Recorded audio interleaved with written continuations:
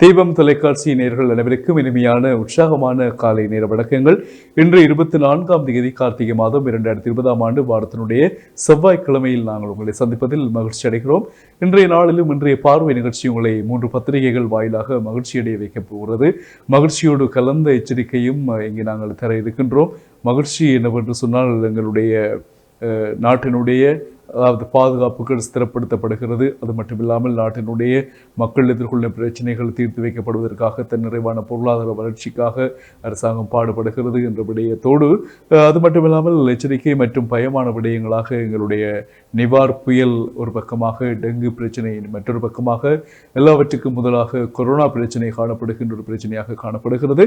எனவே ஒரு ஆபத்தான சூழ்நிலையை நாங்கள் வாழ்ந்து கொண்டிருக்கிறோம். எனவே 3 பத்திரிகைகள் இன்று தயாராக இருக்கிறது.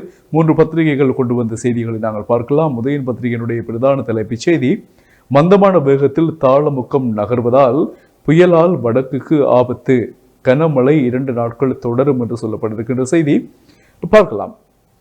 வங்களா விரிகுடாவில் நிலை கொண்டுள்ள தாளமுக்கம் மந்தமாக நகர்வதால் வடக்கு மாகாணத்திற்கு அதிகளவான பாதிப்பு ஏற்பட வாய்ப்புள்ளது என யாழ்ப்பாண பல்கலைக்கழக புவியியல் துறை சிரேஷ்ட விரிவுரையாளர் நாவண்ணா பிரதீப் ராஜா தெரிவித்துள்ளார் என்ற வகையில் அந்த செய்தியினுடைய தொடர்ச்சியை நாங்கள் காணக்கூடியதாக இருக்கிறது.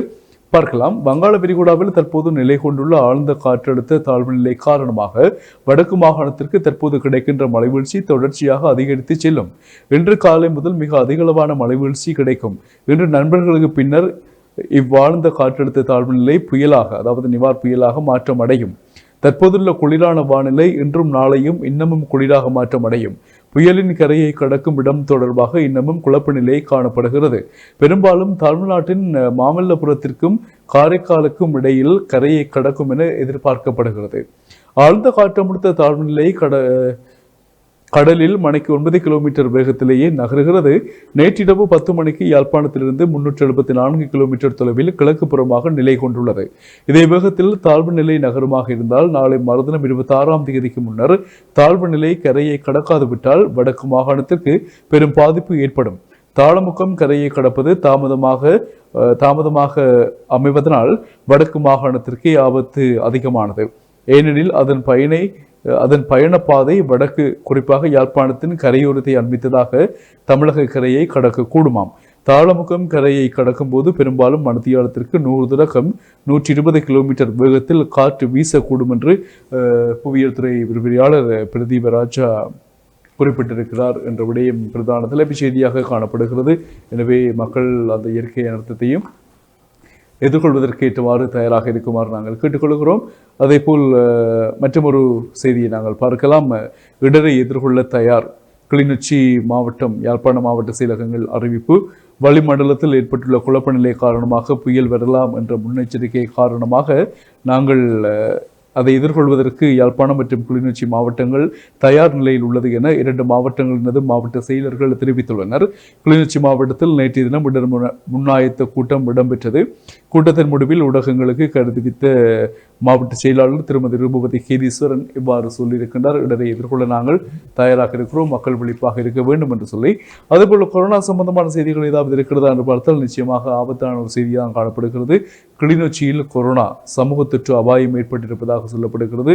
முதியவருக்கு தொற்றிய வழி வரைபடம் தெரியாது என்கின்ற வகையில் காணப்படுகின்ற செய்தியை நாங்கள் இப்பொழுது பார்க்கலாம். கிளிநொச்சி மாவட்ட மருத்துவமனையில் சேர்க்கப்பட்டிருந்த ஒருவருக்கு கொரோனா தொற்று உறுதிப்படுத்தப்பட்டுள்ளது. அவருக்கு தொற்று எவ்வாறு ஏற்பட்டது என்பது மர்மமாக உள்ளது என சுகாதார பிரிவினர் தெரிவித்துள்ளனர்.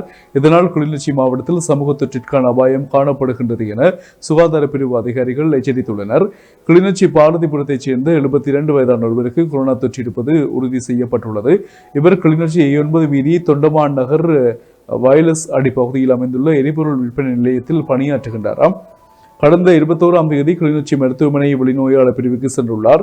அவரது அறிகுறிகளின் அடிப்படையில் கொரோனா தனிமைப்படுத்தல் விடுதிக்கு மாற்றப்பட்டுள்ளார். இவரிடம் நேற்று முன்தினம் மாதிரிகள் பெறப்பட்டுள்ளன. முடிவெடுக்க முடியாத மாதிரி என்ற பெறுபேறு கிடைக்கப்பெற்றுள்ளது. மீண்டும் சோதனை மேற்கொள்வதற்கு முன்னரே அவர் கிளிநொச்சி மருத்துவமனையின் மருத்துவ விடுதியின் தனி அறைக்கு மாற்றப்பட்டுள்ளார். அங்கு வைத்து அவரிடம் பெறப்பட்ட 2வது மாதிரியில் தொற்று உறுதிப்படுத்தப்பட்டுள்ளது. இதேவேளை இவர் மருத்துவ விடுதியில் தங்கியிருந்த போது மருத்துவர்கள், தாதியர்கள் சிகிச்சை அளித்துள்ளனர். அவர்கள் அந்த விடுதியில் இருந்த ஏனைய நோயாளர்களுக்கும் சிகிச்சை அளித்துள்ளனர்.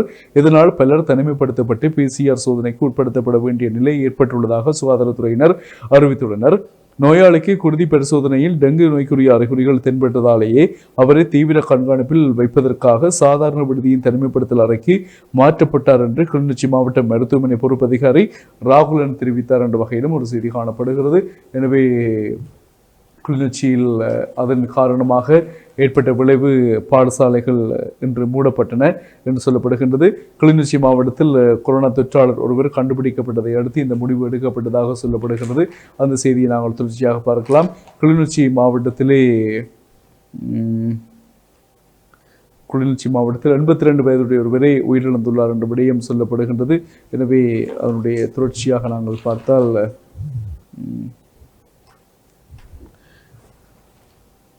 அதாவது கிளிநொச்சியில் திறக்கப்பட்ட பாடசாலைகள் வடக்கு மாகாண ஆளுநரின் அறிவுறுத்தலுக்கு அமைவாக கிளிநொச்சி மாவட்டத்தில் உள்ள பாடசாலைகள் இன்றிலிருந்து ஒரு வாரத்திற்கு மூடப்பட்டுள்ளதாக வடக்கு மாகாண கல்வி அமைச்சின் செயலர் இளங்கோவன் தெரிவித்திருக்கின்றார் என்ற செய்தி காணப்படுகிறது. எனவே இப்படி திறக்கிறது மூடுறதுமாகத்தான் கொரோனா பள்ளிக்கூடங்களை வச்சு ஆட்டுவிக்க போது பாருங்க கொண்டு சொல்லி மிச்சந்த முரளியும் சொல்லுகின்றார். என்ன செய்வது, காலத்தினுடைய கொல்லம் அவ்வாறு அமைந்திருக்கிறது. அதுபோல் மற்றொரு செய்தியாக நாங்கள் பார்க்கலாம். யாழ்ப்பாணம் மாவட்டத்தில் நேற்று காலை 8:30 மணியிலிருந்து இரவு 8:30 மணி வரையிலான 12 மணி நேரத்தில் 33.7 மில்லிலிட்டர் மழை பெய்ததாக பதிவாகியுள்ளது. எனவே திருநெல்வேலியில் அமைந்துள்ள வளிமண்டல ஆராய்ச்சி திணைக்களத்தின் பொறுப்பு அதிகாரி பிரதீபன் இதனை உறுதிப்படுத்தியுள்ளார் என்ற செய்தி காணப்படுகின்றது. அதேபோல் மற்றொரு செய்தி, அந்த மருத்துவப்பட மாணவன் உயிரிழந்த சம்பவம் எல்லோருக்குமே தெரியும். நேர்களுக்கு நாங்கள் பகிர்ந்திருந்தோம். அந்த உயிரிழப்பில் சந்தேகம் இருப்பதாக சொல்லப்படுகிறது.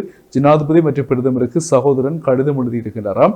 யாழ்ப்பாண பல்கலைக்கழக மருத்துவப்பட மாணவன் சிதம்பரநாதன் இளங்குன்றனின் உயிரிழப்பில் சந்தேகம் இருப்பதனால் இது தொடர்பில் உரிய விசாரணைகளை மேற்கொண்டு நீதியை பெற்று தருமாறு அவருடைய சகோதரன் ஜனாதிபதி மற்றும் பிரதமர், பாதுகாப்பு செயலர், பொலிஸ் மா அதிபர், இராணுவ தளபதி ஆகியோருக்கு கடிதத்தை அனுப்பி வைத்துள்ளாராம்.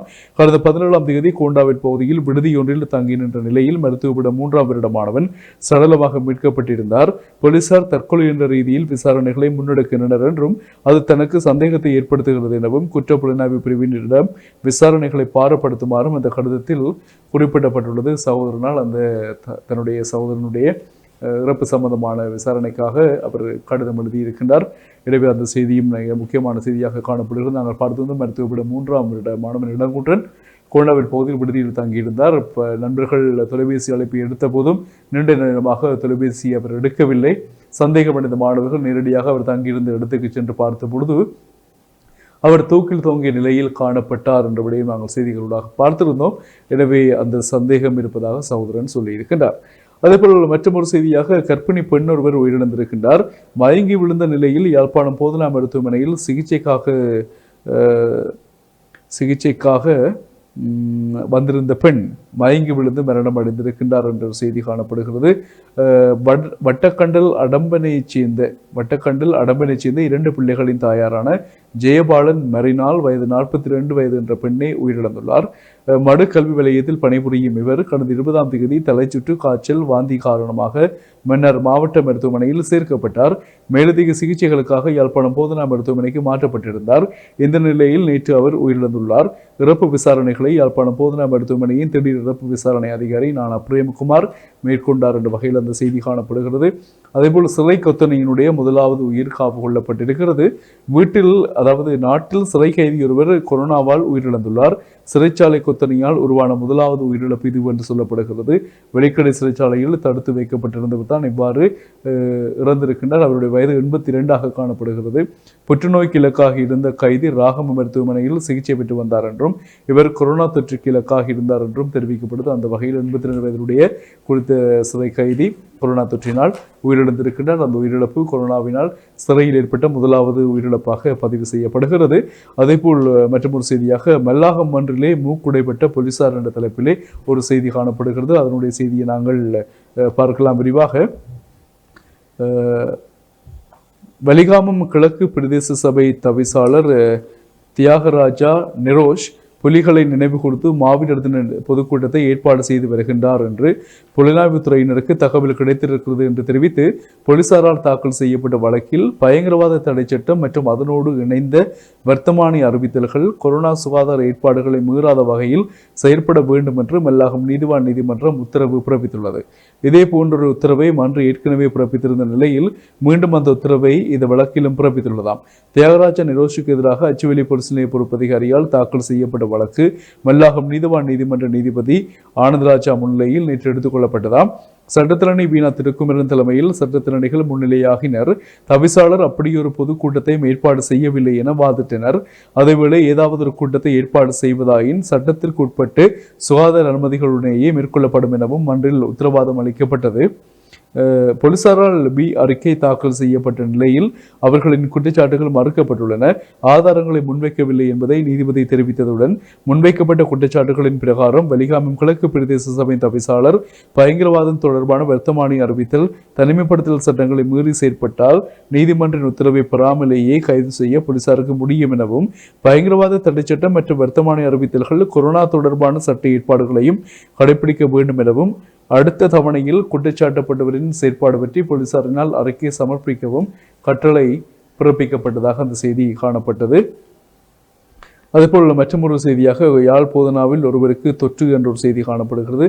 அந்த செய்தியை நாங்கள் பார்க்கலாம். யாழ்ப்பாணம் போதனா வைத்தியசாலையில் ஒருவருக்கு தொற்று என்ற செய்தியினுடைய தொடர்ச்சியை நாங்கள் பார்த்தால் யாழ்ப்பாணம் போதனா மருத்துவமனை தனிமைப்படுத்தல் விடுதியில் சேர்க்கப்பட்டிருந்த கொரோனா தொற்று உறுதிப்படுத்தப்பட்டுள்ளது.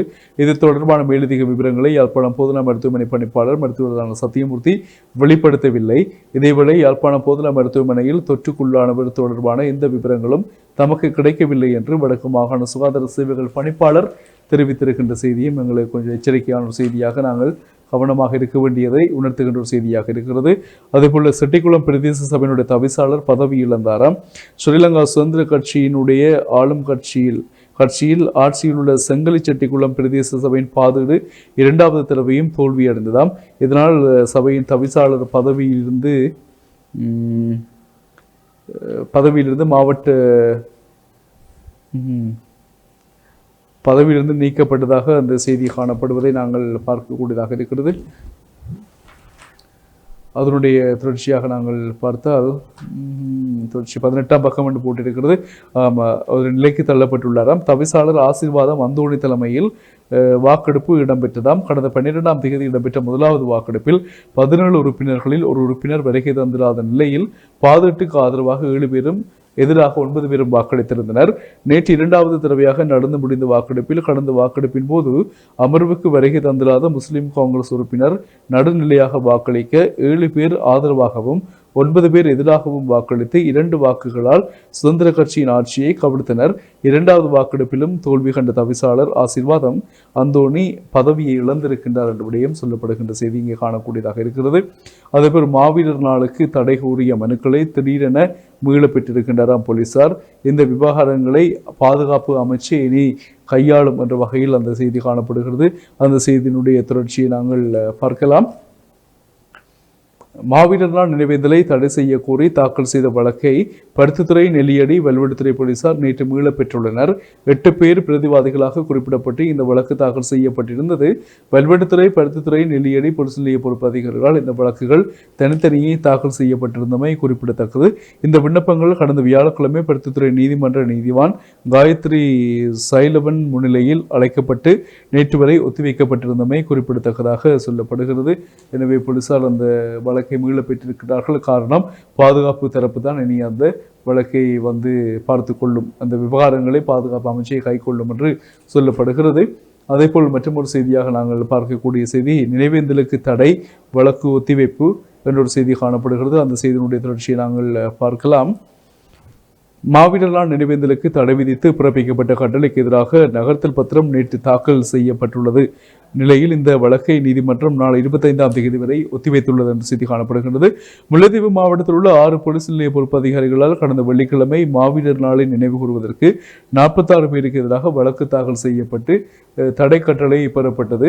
தடை உத்தரவுக்கு எதிராக 14 பேர் கொண்ட குழுவினர் முல்லைத்தீவு நீதிவான் நீதிமன்றத்தில் நகர்த்தல் பத்திரம் ஒன்றை தாக்கல் செய்திருந்தமை குறிப்பிடத்தக்கது. வழக்கு விசாரணைகள் நீதிபதி எஸ் லெலின் குமார் முன்னிலையில் எடுத்துக் கொள்ளப்பட்டது. தடை கட்டளை பிறப்பிக்கப்பட்டோருக்கு ஆதரவாக சட்டத்திரணி எம் சுமந்திரன் முன்னிலையானார். மாவீரர் நாள் நினைவேந்தலுக்கு விதிக்கப்பட்ட தடைக்கு எதிராக மன்றில் விவாதங்களை முன்வைத்தார்.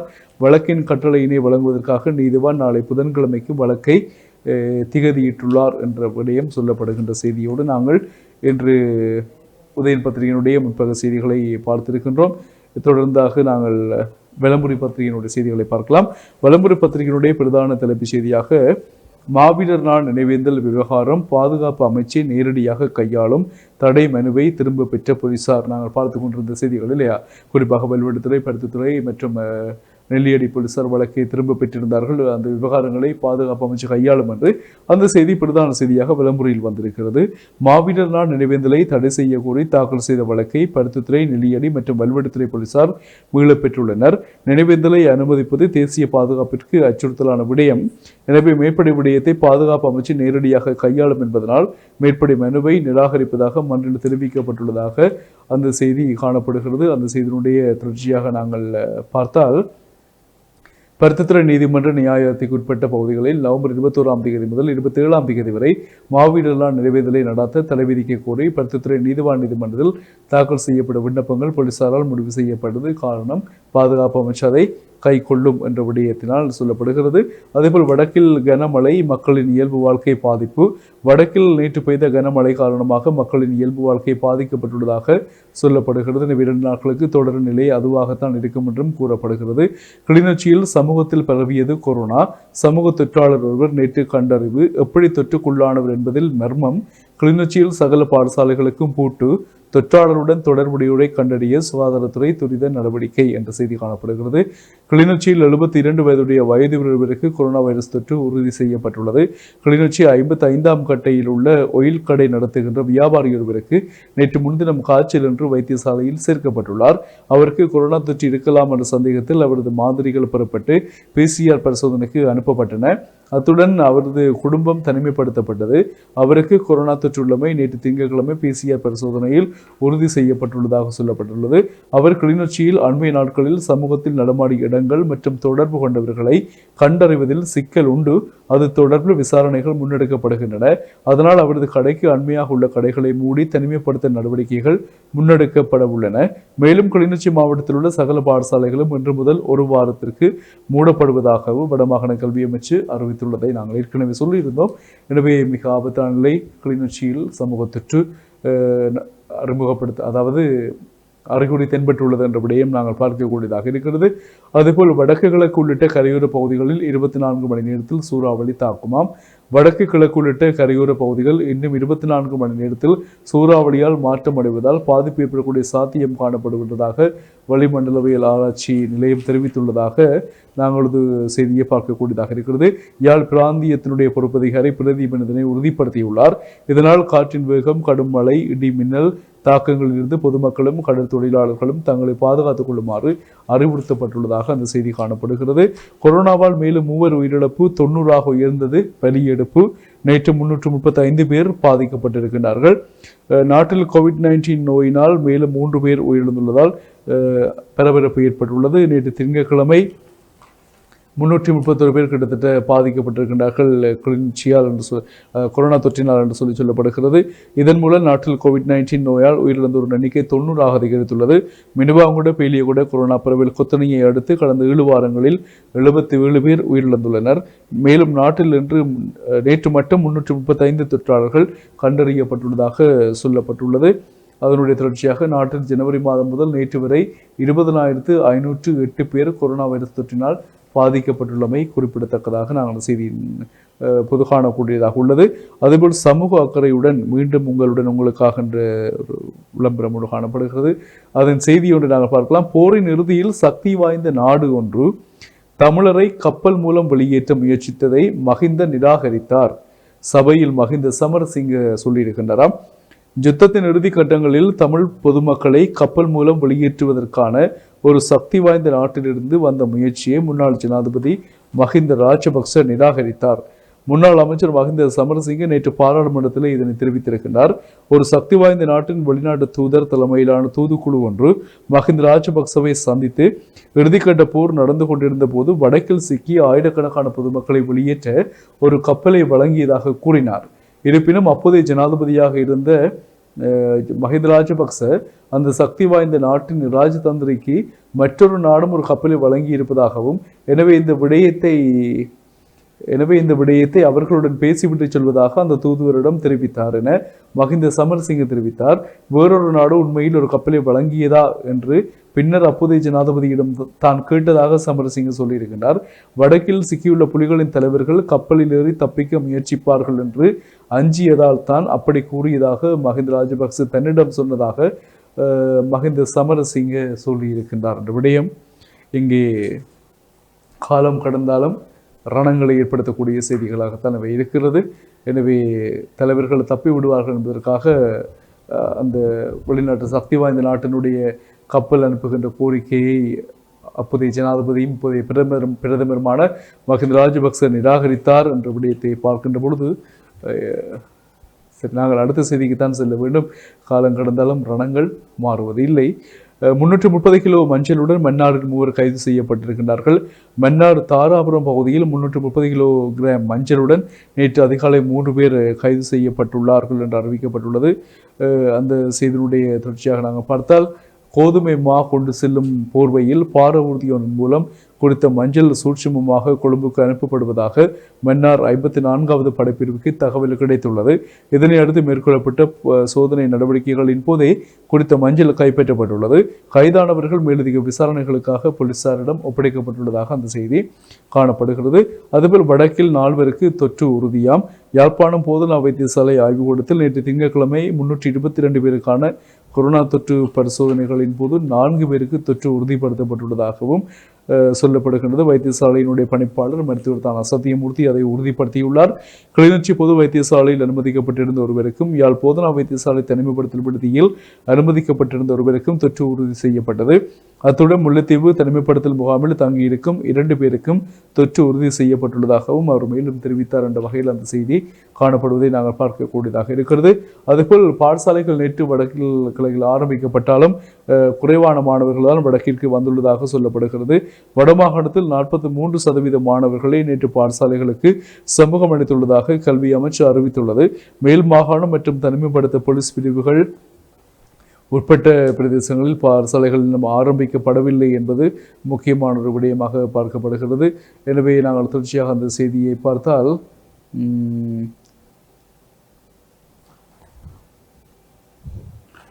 மாணவர்களுடைய வருகை அதாவது மேல் மாகாணம் தவிர்த்த ஏனைய இடங்களில் தரம் 6 தொடக்கம் 13 வரையான 3ஆம் தவணைக்கான பாடசாலைகள் நேற்று ஆரம்பிக்கப்பட்டன.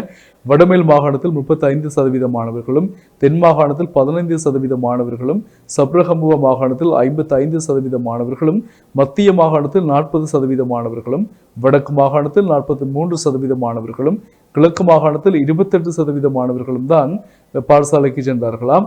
உவா மாகாணத்தில் 30% மாணவர்கள் தான் பாடசாலைக்கு சென்றிருப்பதாக கல்வி அமைச்சின் செயலாளர் தெரிவித்திருப்பதாக நாங்கள் அந்த செய்தியை பார்க்கின்றோம். எனவே கிட்டத்தட்ட பெரும்பாலும் அரைவாசிக்கு மேற்பட்டோர் நேற்று தினம் பாடசாலைக்கு வரவில்லை என்பது எல்லா மாவட்டங்களிலும் காணப்படுகின்ற விடயமாக இருக்கிறது. எனவே மிக மிக குறைந்த மட்டத்திலான பாடசாலைகளாகத்தால் நாங்கள் தென் மாகாணத்தில் தான் 15% மாணவர்கள் பாடசாலைக்கு சென்றிருக்கின்றார்கள். 85% மாணவர்கள் செல்லவில்லை என்பது இன்றைக்கு செய்திகளூடாக பார்க்கக்கூடியதாக இருக்கிறது. அதேபோல மட்டக்களப்பிலும் 28% மாணவர்கள் சென்றிருக்கின்றார்கள். யாழ்ப்பாணத்தில் 43% மாணவர்கள் பாடசாலைக்கு சென்றிருக்கின்றார்கள். எனவே இந்த நடவடிக்கையின் காரணமாக கிளிநொச்சியில் இன்று முதல் பாடசாலைகள் மீண்டும் ஒரு வாரத்திற்கு பூட்டப்படுகின்றன. கிளிநொச்சியில் சமூகத்தில் பரவிய தொற்று காரணமாக என்ற செய்தியோடு நாங்கள் இன்றைய வலம்புரி பத்திரிகையுடைய முற்பக செய்திகளையும் நாங்கள் பார்த்திருக்கிறோம். தொடர்ந்து நாங்கள் பார்க்கலாம் தினக்குரல் பத்திரிகையினுடைய செய்திகள் என்ன விடயங்களை தாங்கி வந்திருக்கிறது என்ற வகையில் நாங்கள் பார்த்தால், திறக்கப்பட்ட மறுநாளை மூடப்பட்டன கிளிநொச்சி மாவட்ட பாடசாலைகள். கொரோனா தொற்று நோயாளி அடையாளம் காணப்பட்டதை அடுத்து நடவடிக்கை. பிரதான தலைப்புச் செய்தி அதுதான். கிளிநொச்சியில் ஒருவருக்கு கொரோனா தொற்று உறுதி, தொடர்புகளை கண்டறியும் முயற்சி தீவிரம். அதாவது கிளிநொச்சியில் 72 வயதுடைய வயது ஒருவருக்கு வந்திருக்கிறது. 55ஆம் கட்டையில் உள்ள ஒயில் கடை நடத்துகின்ற வியாபாரியாக அவர் அடையாளம் காணப்பட்டுள்ளார். எனவே அவருடன் தொடர்புடையவர்கள், அவர்கள் சென்று வந்த இடங்கள், அவரிடம் ஒயில் வாங்கியவர்கள் என்று பலதரப்பட்ட வகையிலேயே சோதனை நடவடிக்கைகள், தேடுதல் நடவடிக்கைகள் மேற்கொள்ளப்படுகின்றன சுகாதாரத்துறையினரால். தாளமுக்கம் நிவார் புயலாகி இன்று கரையை கடக்கும். வடக்கில் இன்று மாலையும் கனமழைக்கு வாய்ப்பிருப்பதாக நாங்கள் சிரேஷ்ட விரிவுரையாளர் நாகமுத்து பிரதீபராஜா தெரிவித்த விடயத்தை நாங்கள் பார்த்திருக்கிறோம். எனவே அதை செய்தி இங்கேயும் பிரசுரமாக இருக்கிறது. நேற்றைய தினம் மட்டும் மேலும் 335 தொற்றாளர்கள், மரணங்களின் எண்ணிக்கை 90, தொற்றுக்குள்ளான 14,497 பேர் குணமடைந்ததாக செய்தி ஒன்று காணப்படுகிறது. அதேபோல் கொழும்பில் கொரோனா கட்டுப்படுமா, 2 வாரங்களுக்கு பின்பே தெரியும். 2 கொரோனா நோயாளிகளுடைய புகைப்படத்தோடு செய்தி காணப்படுகிறது. கொழும்பின் கொரோனா தொற்று நிலைமையை கட்டுப்படுத்துவது குறித்து இன்னும் 2 வாரங்களுக்கு பின்னரே கூற முடியும் என கொழும்பு மாநகர சபையின் விசேட வைத்தியர் விஜயமுனி தெரிவித்துள்ளார் என்ற வகையில் ஒரு செய்தி காணப்படுகிறது. அத்தோடு கொழும்பில் எவ்வித உப கொத்தணிகளும் இதுவரை உருவாகவும் இல்லை, உருவாகுவதற்கான சாத்திய கூறுகளும் இல்லை எனவும் அவர் தெரிவித்துள்ளார். கொழும்பின் கொரோனா தொற்று நிலைமை குறித்து வினவிய போதே அவர் இதனை தெரிவித்துள்ளார் என்ற வகையில் அந்த செய்தி காணப்படுகிறது. அதேபோல் மாவீரர் நாள் நினைவேந்தல் விவகாரம் பாதுகாப்பு அமைச்சு நேரடியாக தலையிடுமாம். போலீசாரின் தடைகோரும் மனுக்களை மீளப்பெற அறிவுறுத்தல். அந்த வகையில் நாங்கள் குறிப்பிட்டது போல வல்வெடுத்துறை போலீசார், பருத்தித்துறை போலீசார், நெல்லியடி போலீசார் நீதிமன்றங்களில் தாங்கள் செய்த வழக்கை வாபஸ் பெற்றுள்ளமை திரும்ப பெற்றுள்ளமை குறிப்பிடத்தக்கது. அதேபோல் யாழ்ப்பாணம் போதனா மருத்துவமனையில் சேர்க்கப்பட்ட கர்ப்பவதி பெண் நேற்று மயங்கி விழுந்து உயிரிழந்தார் என்ற செய்தி நாங்கள் பார்த்திருந்தோம். 42 வயதுடைய ஜெயபாலன் மறையினால் வட்டக்கண்டல் அளம்பன் பகுதியைச் சேர்ந்தவராக சொல்லப்படுகின்ற ஒரு பெண்ணாக அவர் காணப்படுகின்றார். அதேபோல் வடக்கில் நேற்று 4 பேருக்கு தொற்று, நாங்கள் அந்த செய்தியை பார்த்திருக்கின்றோம். யாழ் பரிசோதனை கூடத்தில் நேற்று மேற்கொள்ளப்பட்ட PCR பரிசோதனை முடிவுகளில் வடக்கு மாவட்டத்தில் 4 பேருக்கு கொரோனா தொற்று உறுதி செய்யப்பட்டுள்ளது.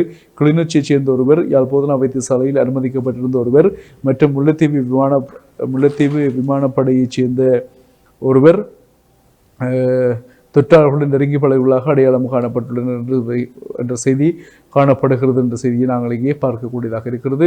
அதே போல நேற்று யாழ் பரிசோதனை கூட்டங்களில், அதாவது கூடங்களில் 295 பேருக்கு PCR பரிசோதனைகள் இடம்பெற்றிருந்த நிலையில் 4 பேருக்கு கொரோனா தொற்று உறுதிப்படுத்தப்பட்டுள்ளதாக நாங்கள் பார்க்கக்கூடியதாக இருக்கிறது. அதேபோல் மற்றொரு செய்தியாக முற்பக செய்திகளாக சிறைச்சாலையினுடைய முதல் கொரோனா மரணம் நேற்று பதிவாக இருக்கிறது. 82 வயதுடைய மகர சிறைச்சாலை கைதியொருவர் கொரோனா தொற்று காரணமாக உயிரிழந்துள்ளதாக சிறைச்சாலை பேச்சாளர் தெரிவித்துள்ளதாக ஒரு செய்தி காணப்படுகிறது. இனி நாங்கள் உட்பக செய்திகளை பார்க்கலாம். உதயன் பத்திரிகையினுடைய உட்பக செய்திகளை நாங்கள் பார்த்தால், உதயன் பத்திரிகையிலேயே நினைவேந்தலை தடுக்கும் உரிமை யாருக்கும் இல்லை, காணாமலாக்கப்பட்டோர் உறவினர்களின் அமைப்பு தெரிவிப்பு என்ற ஒரு செய்தி காணப்படுகிறது.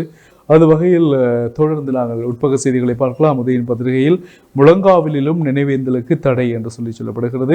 கிளிநொச்சி முழங்காவில் மாவீரர் துயிலும் இல்லத்தில் மாவீரர் நினைவேந்தலை நடாத்துவதற்கு கிளிநொச்சி நீதிமன்றின் ஊடாக போலீசார் தடை உத்தரவு பெற்றுள்ளதாக ஒரு செய்தி காணப்படுகிறது. அதேபோல் பஸ்ஸிலுக்கு நீங்கியதாம் வெளிநாட்டு தடை. முன்னாள் அமைச்சர் பசில் ராஜபக்ச வெளிநாடு செல்ல விதிக்கப்பட்டிருந்த தடையை கொழும்பு மேல் நீதிமன்றம் நீக்கியுள்ளது. 2015ஆம் ஆண்டு ஜனாதிபதி தேர்தலின் போது திவி நெகும அபிவிருத்தி திணைக்களத்திற்கு சொந்தமான நிதியை முறைகேடாக பயன்படுத்தினார் என்ற குற்றச்சாட்டிலேயே அவருக்கு வெளிநாட்டு பயண தடை விதிக்கப்பட்டிருந்தமை குறிப்பிடத்தக்கது. அந்த தடை நீக்கப்பட்டிருப்பதை இப்போது நாங்கள் செய்தியூடாக பார்க்கின்றோம். அதேபோல் நினைவேந்தல் தடையை நீடித்ததாம் மன்னார் மன்று. மாவீரர் நினைவேந்தலை முன்னெடுப்பதற்கு விதிக்கப்பட்ட தடையை நீக்குவதற்கு மன்னார் மாவட்ட நீதிமன்றம் மறுப்பு தெரிவித்துள்ளதாக ஒரு செய்தி காணப்படுகிறது. கொரோனா தொற்றால் 1000 இறப்புகளாம். கிளிநொச்சி முழங்காவிடு துயிலும் இல்லத்தில் நினைவேந்தல் நடத்துவதற்கு கிளிநொச்சி போலீசார் நீதிமன்ற ஊடாக தடை உத்தரவு பெற்றிருந்த நிலையில் அந்த விண்ணப்பத்தில் குறிப்பிட்டுள்ள ஒரு விடயம் சர்ச்சையை கிளப்பியுள்ளது.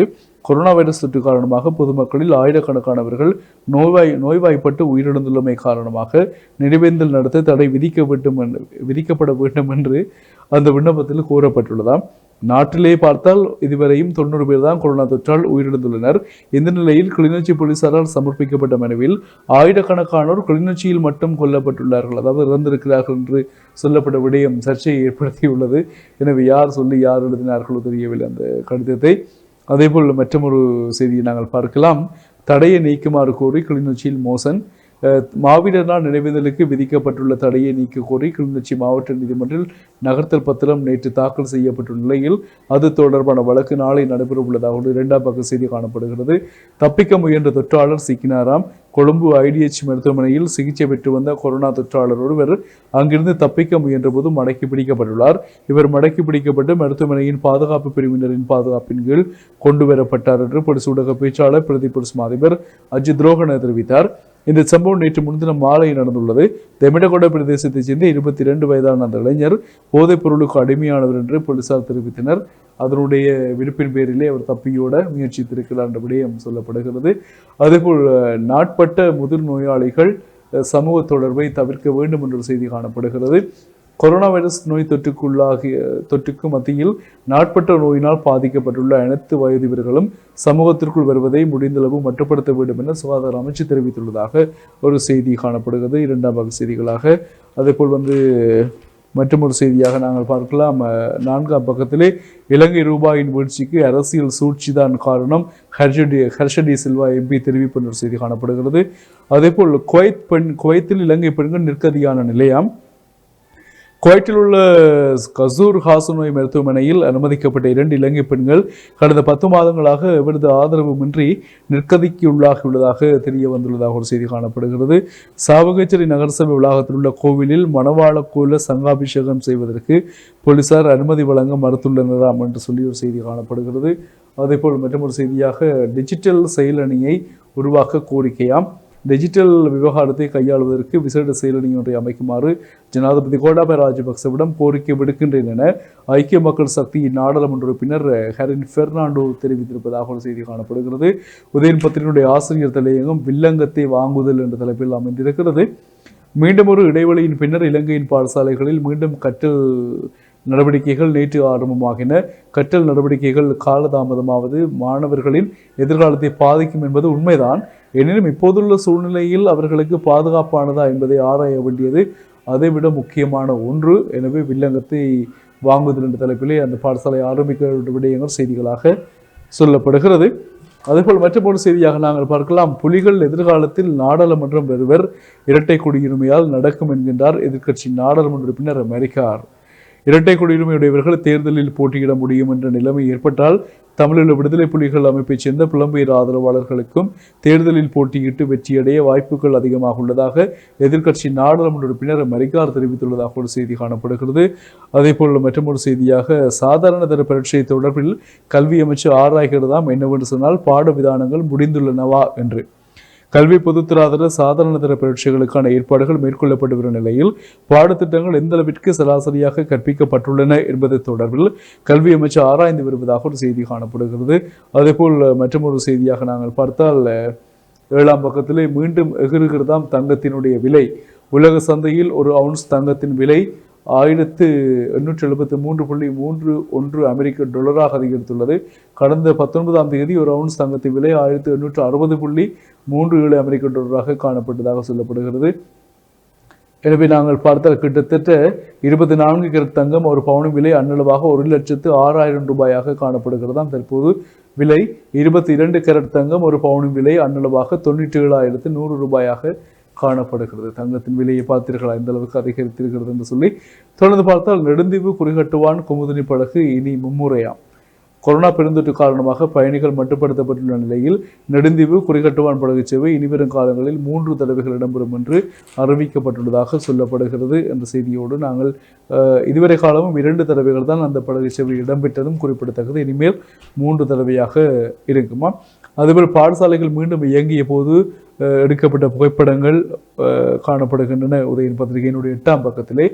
அதேபோல் அடக்குமுறைகள் அதிகரித்தால் உணர்வுகளும் பன்மடங்காகும். தமிழ் தேசிய மக்கள் முன்னணி தேசிய அமைப்பாளர் சுரேஷ் தெரிவிப்பு என்ற ஒரு செய்தி காணப்படுகிறது. அதேபோல் வீதி விபத்தில் சிக்கி காயமடைந்த இருவர் சாவகச்சேரி மருத்துவமனையில் சேர்க்கப்பட்டிருக்கிறார்கள். இந்த சம்பவம் நேற்று முன்தினம் சங்கத்தானையில் இடம்பெற்றுள்ளதாக சொல்லப்படுகிறது. அதேபோல் மற்றொரு செய்தியாக 160 குடும்பங்களுக்கு இலவச மின்சாரமாம். பளை பிரதேசத்தில் மீளக்குடியமர்ந்து நிரந்தர மற்றும் தற்காலிக வீடுகளில் வசித்து வருகின்ற 160 குடும்பங்களுக்கு இலவச மின்சாரம் வழங்கும் பணிகள் ஆரம்பிக்கப்பட்டுள்ளதாக சொல்லப்படுகின்ற செய்தி ஒன்று காணப்பட்டது. தமிழரை வேண்டும் என்று இறக்கவிட்டார் மஹிந்த, உண்மைகளை போட்டுடைத்தாராம் ஆளும் கட்சி எம்பி மஹிந்த அமரவீர. நாங்கள் அந்த செய்தியை பார்த்திருந்தோம். இறுதிப்போர் வலயத்தில் சிக்கியிருந்த மக்களை மீட்பதற்காக கப்பல் ஒன்றை வழங்குவதற்கு பலம் பொருந்திய நாடு ஒன்று முன்வந்தது. அந்த கோரிக்கையை அப்போதைய ஜனாதிபதி மஹிந்த ராஜபக்ச நிராகரித்தார் என்ற விடயம் பாராளுமன்றத்திலே போட்டுடைக்கப்பட்டிருக்கிறது. எனவே மக்கள் செய்திகளை புரிந்து கொள்வார்கள், உணர்ந்து கொள்வார்கள். மாணவர்களை பாடசாலைக்கு அனுப்புவதில் அச்சம் வேண்டாம், கல்வி அமைச்சு பெற்றோருக்கு எடுத்துரைப்பாம். மாணவர்களை பாடசாலைக்கு அனுப்புவதில் தேவையற்ற அச்சம் வேண்டாம் என்று கல்வி அமைச்சு பெற்றோர்களுக்கு தெரிவித்துள்ளது. இப்படித்தான் நம்பி நேற்று அனுப்பினார்கள். கிளிநொச்சியில் சமூக தொற்றுடன் ஒரு 82 வயது முதியவர் காணப்பட்டார். இன்று முதல் பாடசாலைகள் மூடப்படுகிறது. எனவே அச்சம் வேண்டாம் என்று நாங்கள் இதை நம்புவது என்று தெரியாத சூழ்நிலையில் வாழ்கிறோம் இல்லையா? கிளிநொச்சியில் எதுவுமே இல்லை என்று தொற்றாளரே இல்லாத மாவட்டமாக அண்மைய நாட்களுக்கு முன்னர் காணப்பட்டது கிளிநொச்சி மாவட்டம்.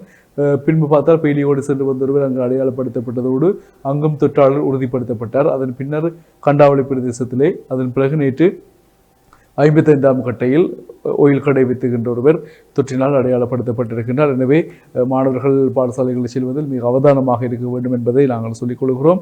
அதேபோல் உணவு தவிர்ப்பிலே சிறை கைதிகள் இருக்கின்றார்களாம். அங்குண்ணன் கொல்லப்பிலச சிறைச்சாலையில் தடுத்து வைக்கப்பட்டுள்ள கைதிகளின் உணவு தவிர்ப்பு போராட்டம் ஒன்றை நேற்று காலை தொடக்கம் முன்னெடுத்துள்ளதாக அறிவிக்கப்படுகிறது. கொழும்பை முடக்க அரசு தயார் நிலையில் இல்லையா? சுகாதார சேவைகள் பணிப்பாளர் நாயகம் தெரிவித்திருக்கின்றார். கொழும்பில் முழுமையான முடக்கத்தை செயற்படுத்த அரசாங்கம் தயாராக இல்லை என சுகாதார சேவைகள் பணிப்பாளர் நாயகம் மருத்துவர் அசேல குணவர்த்தன தெரிவித்திருப்பதாக ஒரு செய்தி காணப்படுகிறது. அதேபோல் பச்சை மீனை சாப்பிட்ட எம்பிக்கு பாராட்டாம்.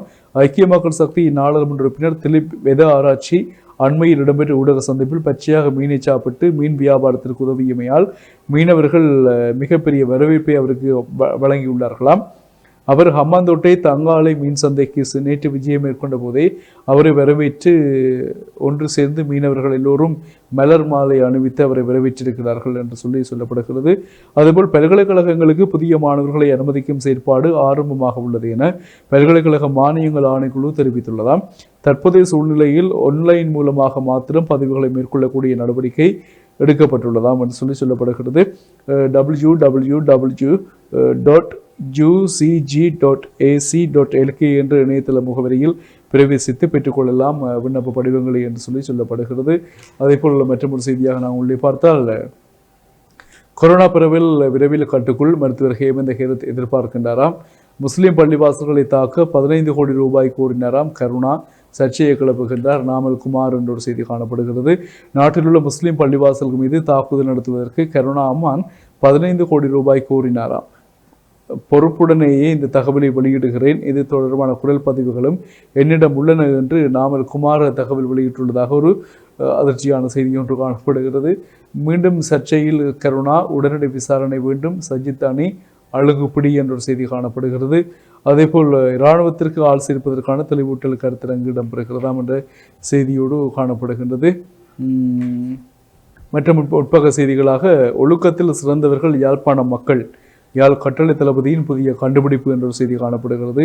யாழ் மாவட்ட மக்கள் ஒழுக்கத்தில் சிறந்தவர்கள் என யாழ் மாவட்ட படைகளின் கட்டளை தளபதி மேஜர் ஜெனரல் சென்னரத் பண்டார தெரிவித்துள்ளதாக ஒரு செய்தி காணப்படுகிறது. அதேபோல் செய்தி பத்திரிகைகள் இல்லாத சனசமூக நிலையங்களுக்கு இனிமேல் நிதி இல்லையாம். சாவகச்சேரி நகர தவிசாளர் தெரிவித்திருக்கின்றார். செய்தி பத்திரிகைகளை வாங்கி சனசமூக நிலையங்களில் வைப்பதற்கு சனசமூக நிலையங்களுக்கு நிதி வழங்கப்படுகின்ற போதிலும் அவற்றை நடைமுறைப்படுத்தாத நிலையங்களுக்கு இவரிடம் நிதி வழங்கப்பட மாட்டாது என்று சாவகச்சேரி நகர சபை தவிசாளர் திருமதி சிவமங்கை ராமநாதன் அறிவித்துள்ளதாக ஒரு செய்தி காணப்படுகிறது. அதேபோல் மற்றொரு செய்தியாக உட்பகங்களிலே பார்த்தால் உதயன் பத்திரிகையில் ஏழைகளுக்கு உதவக்கூட போலீசார் உபத்திரவம். கிளிநொச்சியில் இந்த நிலைமையாம். கிளிநொச்சியில் வறுமையில் வாழும் குடும்பங்களுக்கு உதவி செய்யவும் விடாது கிளிநொச்சி போலீசார் பெரும் உபத்திரவம் செய்தனர் என்று குற்றம் சாட்டப்பட்டது. இது பற்றி மேலும் தெரியவதாவது ஜெர்மனியில் கடந்த 24ஆம் தேதி கற்பகம் செல்லத்துறை காலமானார். கிளிநொச்சியில் உள்ள அவருடைய பிள்ளைகள் மற்றும் உறவினர்கள் இறந்தவரின் 31ஆம் நாள் நினைவு நிகழ்வை நடாத்தினார்கள். அதன்போது தங்களுடைய கிராமத்தில் வறிய நிலையில் உள்ள குடும்பத்தினருக்கு கோதுமை மா மற்றும் மரக்கறி என்பன வழங்கினர். அந்த இடத்திற்கு வந்த போலீசார் நீங்கள் எல்டிடி நிகழ்வு செய்கிறீர்கள் என்று கூறி குறித்த நிகழ்வை உடனடியாக நிறுத்துமாறு படுத்திருக்கிறார்களாம். பின்னர் குறித்த வீட்டு உரிமையாளரிடம் சுமார் 1 மணி நேரத்துக்கு மேலாக வாக்குமூலம் பதிவு மேற்கொண்டனர். பின்னர் அவரை பொலிஸ் நிலையம் வருமாறும் கூறிவிட்டு சென்றனராம். போலீசாரின் இந்த செயல் மக்கள் மத்தியில் கடும் அதிருப்தி ஏற்படுத்தியுள்ளது. இத்தகைய உதவி வழங்கலுக்கும் கூட பயங்கரவாத முத்திரை குத்தப்பட்டும் COVID-19 காரணம் கூறியும் தொடர்ச்சியாக மக்களை அடக்கி ஒடுக்க முற்படுகின்றனர் என்றும் அதில் கலந்து கொண்டவர்கள் கடும் விசனம் தெரிவித்துள்ளதாக ஒரு செய்தி காணப்படுகிறது. எனவே இறந்தவர்களின் நினைவாக ஏதாவது செய்தாலும் அதுவும் பிரச்சனையாகத்தான் இருக்கிறது. வாள்களுடன் கைதானோர் விளக்கமறியலில் என்ற ஒரு செய்தி காணப்படுகிறது. வாள்களுடன் வாகனங்களில் பயணித்தனர் என்ற குற்றச்சாட்டில் கைது செய்யப்பட்ட 6 பேரையும் எதிர்வரும் 2ஆம் தேதி வரை விளக்கமறியலில் வைக்குமாறு சாவகச்சேரி நீதிமன்றம் உத்தரவிட்டுள்ளதான செய்தியோடு நாங்கள் 20ஆம் பக்கத்திலே செய்தியை பார்க்கலாம். பதவி விலக தயார் அகிலவிராஜ் அறிவிப்பாம். முடிவே ரணில் ஏற்கவில்லையாம். ஐக்கிய தேசிய கட்சியின் பொதுச் செயலாளர் பதவியிலிருந்து விலகுவதற்கு தயார் என முன்னாள் அமைச்சர் அகிலவிராஜ் காரியவசம் அறிவித்துள்ளாராம். அதை ரணில் விக்ரமசிங்கே ஏற்கவில்லை என்ற ஒரு செய்தி காணப்படுகிறது. கொத்தணிகள் இன்னும் எகிறும், தொற்று நோய் பிரிவு எச்சரிக்கை. இலங்கையின் பல்வேறு பகுதிகளில் மேலும் கொரோனா வைரஸ் கொத்தணிகள் உருவாகும் அபாய நிலை காணப்படுகிறது என்று சுகாதார அமைச்சின் தொற்றுநோய் பிரிவு தெரிவித்துள்ளதாக ஒரு செய்தி காணப்படுவது இங்கே காணப்படுகின்றது. தொடர்ந்து நாங்கள் விளம்பரி பத்திரிகையினுடைய உட்பக்க செய்திகளை பார்க்கலாம் விரைவாக. விளம்பரி பத்திரிகையினுடைய உட்பக்க செய்திகளில் 2ஆம் பக்கத்திலே கடற்படையின் தேவைக்காக பொன்னாலையில் தனியார் காணி சுவீகரிக்க முயற்சியாம். யாழ்ப்பாணம் வெளிமேற்கு பிரதேச சபைக்குட்பட்ட பொன்னாலையில் தனியாருக்கு சொந்தமான காணி கடற்படையினருக்கு சுவீகரிக்கப்பட போவதாக அறிவிக்கப்பட்டுள்ளதாக ஒரு செய்தி காணப்படுவதாக நாங்கள் பார்க்கக்கூடியதாக உள்ளது. பொறுப்பில் இருந்து அரசாங்கத்தால் தப்பித்துவிட இயலாது என்று சொல்லப்படுகிறது. வைரஸ் தொற்றில் சிக்கி மக்கள் அல்லோலப்படும் போது அதனை சுயநல அரசியலுக்கு பயன்படுத்துவது அநாகரிகமானது.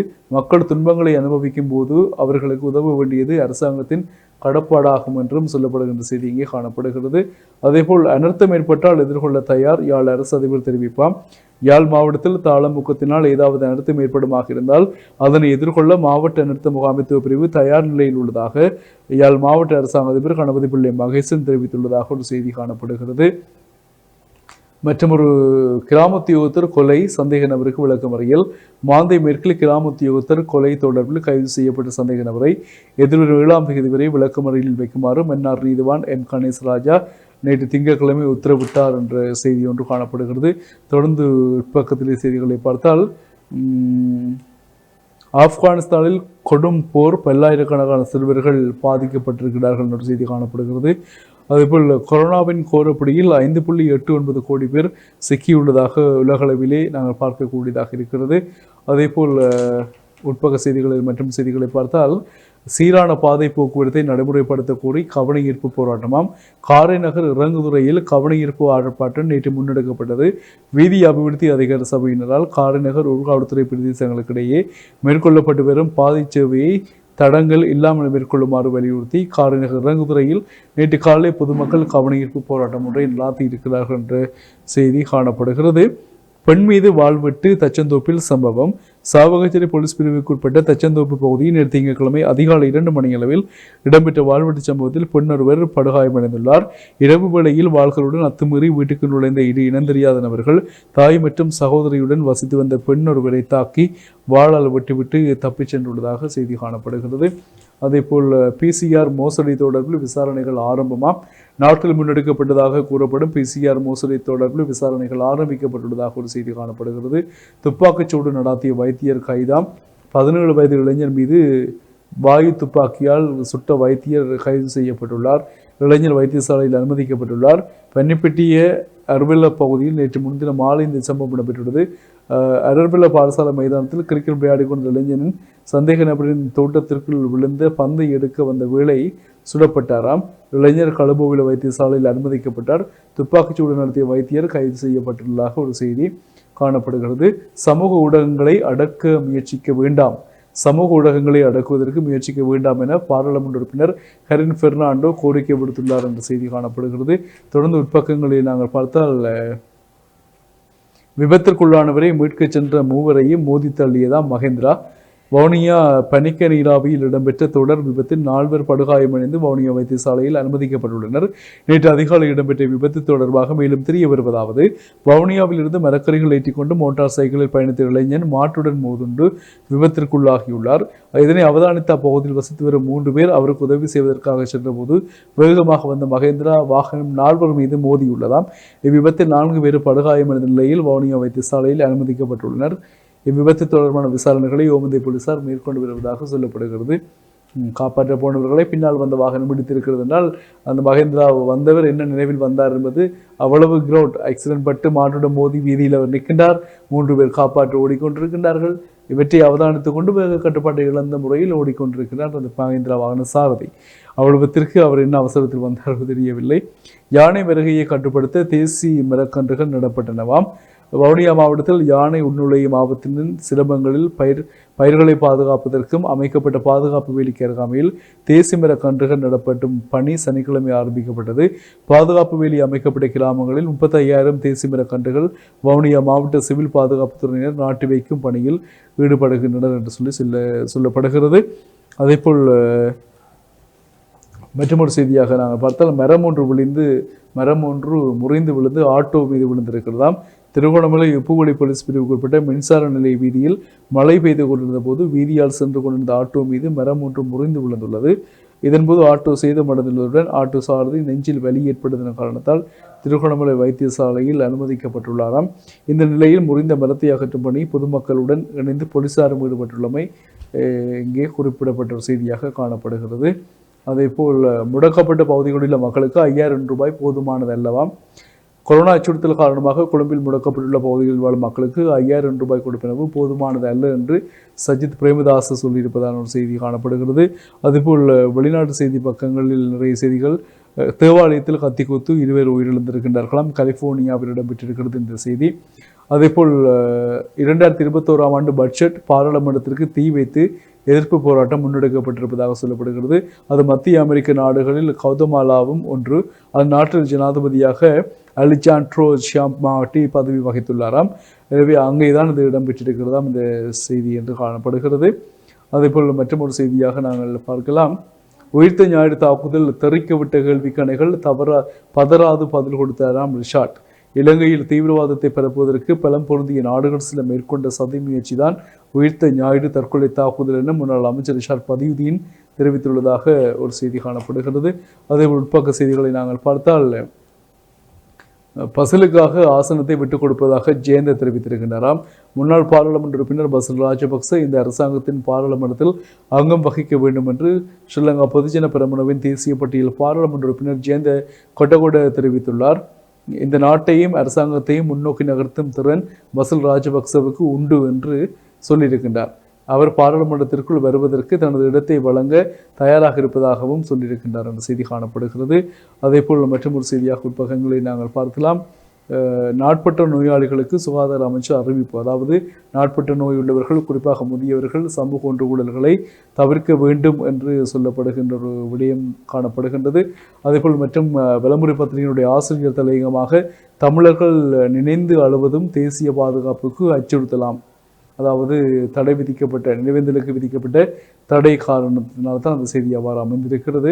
மாவீரர் நாளை நினைவேந்துவதற்கு தடை விதிக்க கோரி நீதிமன்றத்தில் மனு தாக்கல் செய்த போலீசாருக்கு யாழ் மேல் நீதிமன்றம் மற்றும் மல்லாக நீதிமன்றம் என்பன வழங்கிய தீர்ப்பு போலீசாரின் நோக்கத்தை தகர்த்துள்ளது என்ற வகையில் ஆரம்பிக்கிறது அந்த ஆசிரியர் தலையங்கம். அதுபோல் மற்றொரு செய்தியாக நாங்கள் பார்த்தால் உயிரிழந்த உறவுகளை நினைவு கூறுவதை தடை செய்வதற்கு எதிராக வெளிதெற்கு பிரதேச சபை கடும் கண்டனம் என்ற வகையில் ஒரு செய்தி காணப்படுகிறது. அதேபோல் விளம்பர பத்திரிகையினுடைய செய்திகளை நாங்கள் பார்த்திருக்கின்றோம்.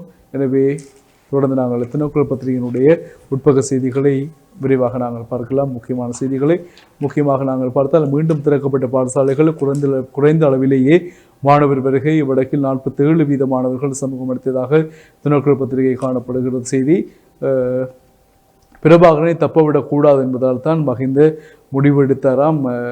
உதவி வழங்க வந்த கப்பலையும் வேண்டாம் என்று சொல்லி சபையில் மஹிந்த சமரசிங்க சொல்லியிருப்பதான செய்தி நாங்கள் பார்த்த செய்திகள் அவை. அதேபோல் புலிகளை நினைவு கூறுவதை பார்த்து கொண்டிருக்க முடியாது. பாராளுமன்றத்தில் பொங்கினாராம் விமல் வீரவங்ச. பொங்கினார் என்றால் கொதித்தெழுந்தார். அதாவது நாட்டில் அடிப்படைவாதத்தை போதிக்கும் அல்லது அடிப்படை மூலாதாரங்கள் ஒழிப்பதற்கும் மற்றும் உயிர்த்த ஞாயிறு தாக்குதல்களுக்கு பின்புலமாக இருந்தவர்களுக்கு எதிராகவும் ஜனாதிபதி கடுமையான தீர்மானங்களை எடுப்பார் என்று அமைச்சர் விமல் வீரவங்ச சொல்லியிருக்கின்றதாக ஒரு செய்தி காணப்படுகிறது. அதேபோல் மற்றொரு செய்தியாக நாங்கள் பார்த்தால் தினக்குரல் பத்திரிகையினுடைய ஆசிரியர் தலையங்கம் ஓய்வு பெறும் வயதிலேயே நீடிப்பதற்கான முன்மொழிவு என்ற தலைப்பில் காணப்படுகிறது. அதேபோல் இணையதளங்களை ஒழுங்குபடுத்த 2 வாரங்களில் உரிய நடவடிக்கை. வெகுஜன ஊடகத்துறை அமைச்சர் கெஹலிய ரம்புக்வெல என்ற தலைப்பில் ஒரு நீண்ட கட்டுரை ஒன்று காணப்படுகிறது 4ஆம் பக்கத்திலே. அடுத்து தொடர்ந்து உள்ளே நாங்கள் பார்த்த உட்பக செய்திகளில் கொரோனாவில் இருந்து விடுபட வேண்டி யாகம் ஒன்று இடம்பெற்றிருக்கிறதாம். பிரதமரும் புத்த சாசன சமயம் மற்றும் கலாச்சார அமைச்சருமான மஹிந்த ராஜபக்சவின் அறிவுறுத்தலுக்கு அமைய நாடளாவிய ரீதியில் இந்து சமய கலாச்சார அலுவலர்கள் திணைக்களத்தின் ஏற்பாட்டில் ஆலயங்கள் தோறும் கொரோனா தாக்கத்தினால் எல்லோரும் மக்களுக்காக இடம்பெற்று வருகிறதாம் யாகம். அதே போல் மற்றொரு செய்தியை நாங்கள் பார்க்கலாம். பருத்தித்துறை ஆதார வைத்தியசாலையின் கட்டடங்கள் புனரமைக்கப்பட்டு கையளிக்கப்படுகின்றன என்ற செய்தி. அதுபோல் கொட்டாவத்தை பகுதியில் கோயிலில் பூசையில் ஈடுபட்டு கொண்டிருந்த போது பூசகர் ஒருவர் திடீரென மயங்கி விழுந்து உயிரிழந்துள்ளாராம். இச்சம்பவத்தில் கொட்டாவத்தை பகுதியைச் சேர்ந்த பரஞ்சோதி குகன் வயது 44 என்பவரை உயிரிழந்துள்ளார். சனிக்கிழமை இரவு வேளை கொட்டாவத்தை பகுதியில் உள்ள கோயில் ஒன்றில் பூசை செய்து கொண்டிருந்த போது திடீரென அவர் மயங்கி விழுந்து இறந்துள்ளாராம். மயங்கி விழுந்தவர் அயலில் உள்ளவர்களால் பருத்தித்துறை ஆதார வைத்தியசாலையில் சேர்க்கப்பட்டனர்.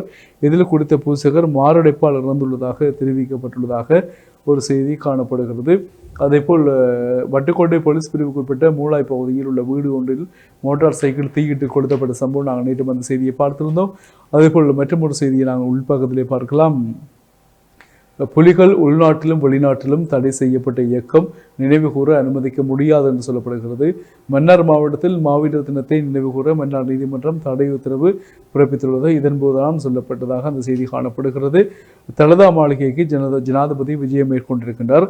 ஜனாதிபதி கோட்டாபய ராஜபக்ச ஞாயிற்றுக்கிழமை கண்டியில் உள்ள வரலாற்று சிறப்புமிக்க தலதா மாளிகைக்கு விஜயம் செய்து புனித தந்தத்தை வழிபட்டு ஆசீர்வாதங்களை பெற்றுக் கொண்டாராம் என்ற செய்தி காணப்படுகின்றது.